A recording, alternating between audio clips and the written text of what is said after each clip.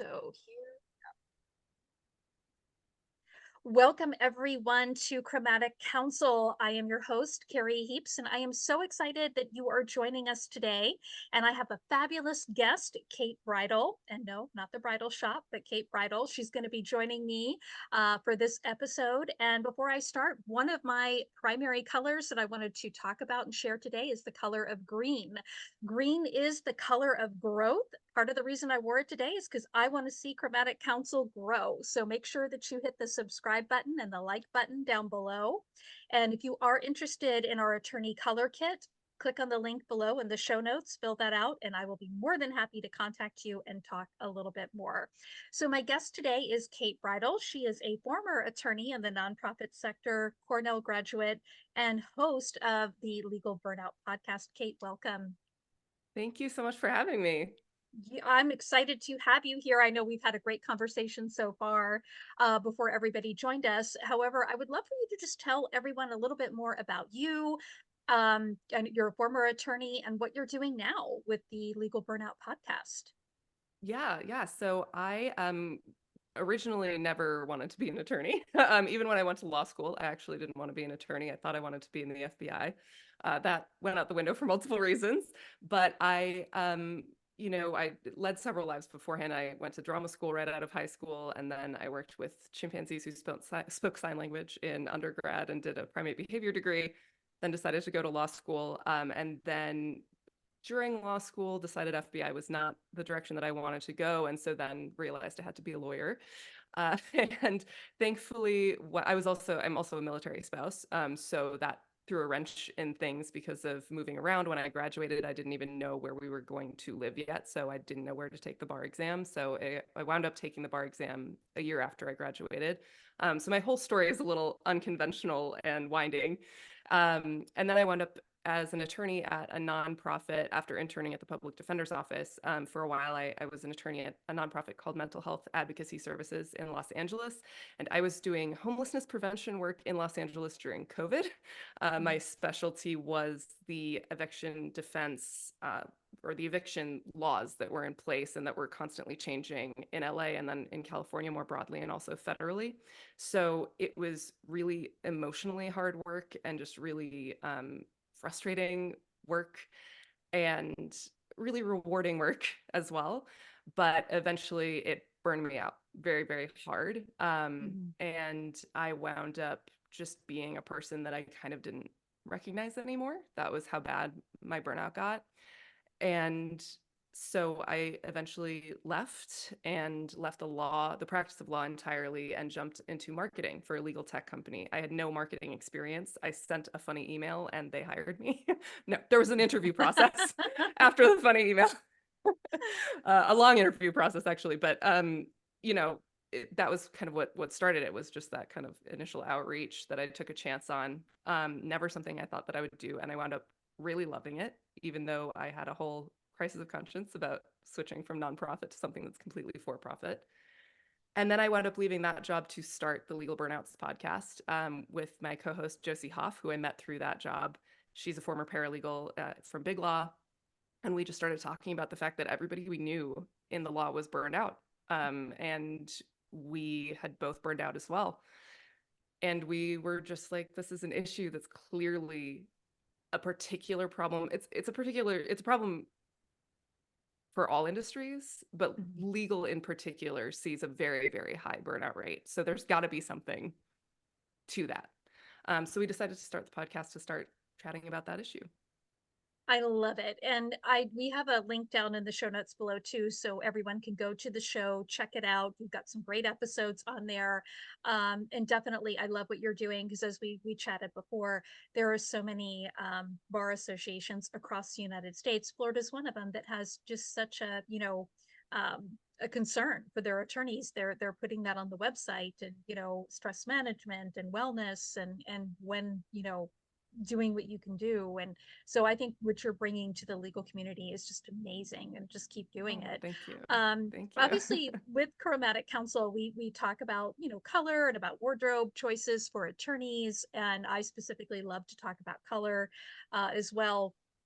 I know you had mentioned to me before, you have a funny story to share. I think back when you were practicing Mhm. about one of your, and I think this might bring up a lot of memories for people too, because I think during COVID as well, there were a couple of stories about people, making headlines over kind of something a little bit similar, but I'll talk about that later. So I'm going to let you share that story. Yeah, so I part of my job was I was asked to basically analyze all of the layers of COVID eviction protections that were in place. So federal, state, there were county level, and then within LA County, which is massive, there are multiple cities and Mhm. unincorporated areas that each had their own policies and things as well. So I was the one who was keeping track of all of that. And so I would do presentations basically, I think it wound up being bi-weekly, um, Mhm. about all of these protections so that I could update everybody. And so tenants would attend, some landlords would attend, and then other eviction defense attorneys in the area would attend. And it was COVID, right? They were all via Zoom. So I only had to be presentable from the neck or from like the shoulders up. So I Yeah. would put on, like a blazer and a nice shirt. And then a couple of times I wore my favorite pair of boxers, which have Darth Vader on them on the front, and then on the butt they say the dark side. um, Oh and no. it was not that I wasn't taking it seriously, because obviously it was an extremely serious issue, and I was very invested in educating people about it because it was very important to keep people in their homes. But it was just kind of a way of injecting a level of levity just for myself. Obviously, nobody on the presentations knew that I was wearing these boxer shorts, Mhm. and just kind of was weirdly empowering in a way. Like I was like, oh, well, if I can give a serious presentation to 200 people in Darth Vader boxer shorts, like I don't know why those two things connect in my brain, but for whatever reason, it's like, yeah, that I could do whatever. It gives you that Yeah. power, the Darth Vader power. Oh my There you gosh. go. The power of the dark Yeah. side. Yeah. Power of the dark side. Oh my goodness. So, and nobody ever knew, they didn't see, but you knew, No. you Yeah, knew you I knew. had It them was just for me. Yeah, of course. I never would have like stood up and been like, in the midst of this very serious topic, I here's know. the, Well, I yeah. think there were two instances, and I don't know that they. I think one of them was an attorney, but I think the other one, I think he was just, it was a sales meeting or something. You may remember, but it actually made the news and it went viral. But there was somebody who was in a meeting, and it was a gentleman. He had on a really nice, it was like a great tie and great suit, and then apparently the way that he had his laptop set up, he was wearing like boxer shorts, like his, longer underwear, I should say, and people could see it. Uh, oh And I don't know, I no. guess no one bothered to say anything to him, but it went viral. And then I think there was one that was an attorney, and this wasn't really the clothing that they were wearing, but I guess somebody had messed with the guy's Zoom where a cat picture appeared Oh, where who's the his cat? face Yes. was. I'm here, Your Honor, and I'm not a cat. Oh yeah, that was a classic. I remember that one. That was good And I stuff. don't think he could figure out how to turn the filter off or something. It was Nope. so yeah. So I mean, even That on was amazing. Zoom, yeah, even on Zoom, our colors matter, and the Uh-huh. clothing that we're wearing matters. And even if nobody else knows, if you've got that go-to piece of clothing like those Darth Vader underwear, or um that one piece of clothing that says, has like a saying on it, and you have it on underneath your clothes, if it's empowering you and making you feel stronger, then do it, Whatever obviously. works for So you. Yeah, yeah. exactly, Well, and exactly. now on the podcast, actually, I'm wearing it now too. My best friend gave me this necklace that's like, you can't really see it, but it's like a little golden compass. Oh And yeah. she and I haven't lived in the same state even for about a decade, but Mhm. we've stayed best friends. We have like weekly FaceTime dates where we just stay on FaceTime all day and we watch stuff together. And she gave this to me a couple of years ago as a gift, and I wear it on almost every episode of the podcast. And I was like, oh, I'm gonna wear it today too, because it just Oh makes me feel close to her and feel like she's yeah. here rooting for me, being my hype woman. Absolutely, absolutely. It's funny. I have, now that you said that, I'm going to share this with everybody. So I got this for speaking at one of the HOW chapters, or fall chapters, I should say, at the Florida, which is the female attorney members of the Florida bar. But Oh, anyway, they cool. have Yeah. the Seafall chapter. They have the Tampa Bay one. I went and I spoke, and one of my former clients and colleagues, Melanie Griffin, she has Spread Your Sunshine, and she actually gave this to me. This is in blue, which blue is a great trust building color, but it says, "You're a Oh, game changer." And then in the glass, it says, love "You it. always go above and beyond." So anytime I feel discouraged, I always look at this. So these, she has a great gift site, definitely, but she gave me that for speaking, and, for Oh, addressing her chapter. So yeah, I think sometimes we need those little things where we're like, yeah, gotta keep going. yeah, So totally. yeah, absolutely.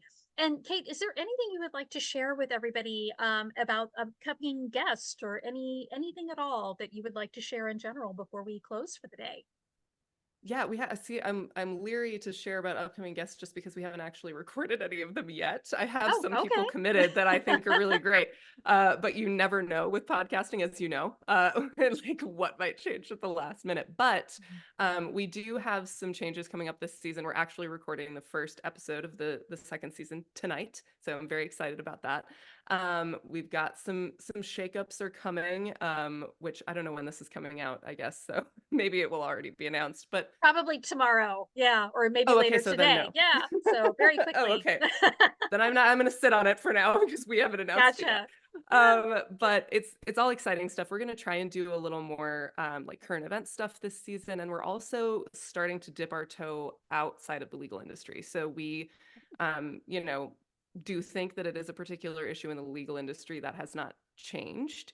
And I think it's really interesting what you said about bar associations having these wellness tips on their website because so much of it does get put back onto the attorneys to be like, well, manage your stress, do some meditation. And it's like, yeah, but the industry itself has a lot of issues that lead to burnout and those things need to change, which is kind of what we like to talk about. But we're spreading out a little more into other industries as well because legal is certainly not alone in the burnout issue. And I think, and please do your own research on this because I might be throwing out a false number, but I think that the burnout rates in the United States, just across industries, is about 50%, which is that's really high. That's half of your workers are feeling that way that I felt, which is where you were just so stressed that you don't recognize yourself. Mm-hmm. Um, so we want to branch out and explore more of that as well. And then on a personal level, I've just been making fun personal content for myself over the break, and am releasing some other I'm Bridal Party of Five on TikTok and Instagram if you want to see the silly things that I do. Um, my latest video series is about Hannibal Lecter. Enjoy. Um, I and started I watching that. I started watching that the other day. I have to go back and finish it. Oh, the one about how he uses the dentist system on Will. Yeah, yeah, that was yeah, that's inspired me to do some more videos. um, but yeah, and I've been doing some contract work, doing short form videos for companies, legal tech companies in particular. That's kind of the industry that I was in. So if anyone's interested in having some short form funny videos made, I'm available on a contract basis. Let me know. Um, yeah, and then just Great. hoping to do one of my goals for this year is doing more like speaking opportunities, maybe some panel stuff. Hopefully with my co-host for the podcast as well. Wonderful. Well, definitely. Everyone, there's a link below to go to the Legal Burnout Podcast, and also to the Instagram page so you can connect directly with Kate as well. And just throwing something out there too, like with those statistics. And I don't know if you're right. I think the numbers change all the time anyway. Yeah. But I just to throwing a color tip out there for people who are feeling stressed. One thing that I find, pink is a very calming and soothing color to the eye. And I always tell attorneys, this is another tip for yeah, there you go. For the attorneys, you want to make sure you're wearing the right shade of pink for whatever season you are. However, when you wear pink, like if you have mediation not going real well, throw in a pink tie, pink scarf, pink shirt underneath. That helps. It's very calming and soothing to the people who are around you because they're seeing that. It's a visible color for them. But again, make sure that you're wearing the color that's right, because if you're in autumn, you want to wear more of a salmon colored pink. If you're a spring like me, you want to wear more of a carnation type pink, and so forth. So Know what I you always want am. to I make should know sure. that. Well, a lot of people don't. I mean, again, color psychology, you would think it would be more developed, more in use, and it just isn't, unfortunately. Yeah. So, Yeah, I just wanted to throw that out there when you were talking about So the interesting. statistics. So yeah, definitely click on any of those links below. Kate, thank you so much for joining me today Thank you for on having my very me. first episode of Chromatic Counsel. And I can't wait for more episodes. If you are an attorney watching and you'd like to be a guest, there is a link down in the show notes. So go down there, fill it out. It's free to be on the show. Get yourself a little bit of exposure. We can share up any stories, some dressing tips for attorneys, whatever you'd like.